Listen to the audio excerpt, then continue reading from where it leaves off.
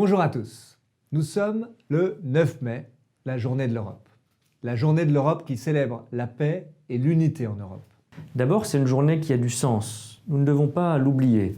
Il y a 71 ans maintenant a été lancée une initiative incroyable par Robert Schuman et quelques autres de réconciliation de l'Europe. On ne doit jamais oublier que ce projet européen, c'est un projet politique qui visait à surmonter nos difficultés, à surmonter nos guerres fratricides et à consolider sur notre continent la paix. L'Europe, vous le savez, c'est le socle de notre engagement commun depuis 2017 et même peut-être avant. Souvenez-vous, il y a 5 ans, on lançait En Marche. Personne n'osait parler d'Europe. Le candidat de l'époque, Emmanuel Macron, devenu président de la République, avait pris cet engagement de parler d'Europe, de défendre l'Europe.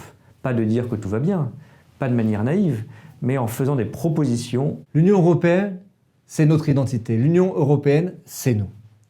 Ce qui tranche avec les politiques précédentes, c'est que lorsque nous cherchons des solutions à nos problèmes, nous essayons d'embarquer nos partenaires avec nous. Rien ne peut plus se faire seul, à l'échelle de notre seul pays. Je pense par exemple à la fin du glyphosate, je pense à la relance économique, je pense à la lutte contre la haine en ligne sur Internet, je pense évidemment aux vaccins. C'est un exploit scientifique et industriel inédit, c'est une sorte de miracle qui est le résultat de l'énergie collective que nous avons mis pour pouvoir réussir. Eh bien, tout cela n'aurait pas été possible sans l'Europe. Eh bien, nous pouvons être fiers.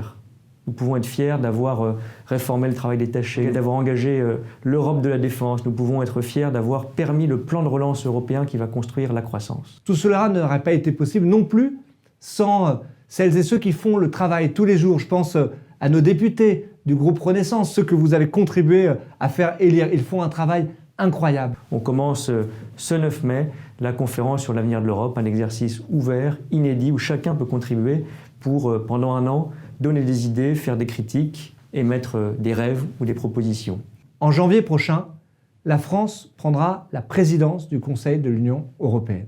Ce sera un moment charnière, autant pour l'Union européenne que pour notre pays. Pour conclure, je ne veux pas manquer de saluer le travail de notre coalition Europe. Ça, c'est ce qu'on fait au sein du mouvement, au sein de la République En Marche. La coalition lance aujourd'hui une grande consultation qui doit mobiliser tous les marcheurs et au-delà de nos murs sur les priorités pour l'avenir de l'Union européenne dans le cadre de la Convention pour l'avenir de l'Europe. Vous l'aurez compris, toute la République En Marche se mobilise pour l'Europe et ça ne fait que commencer avec vous.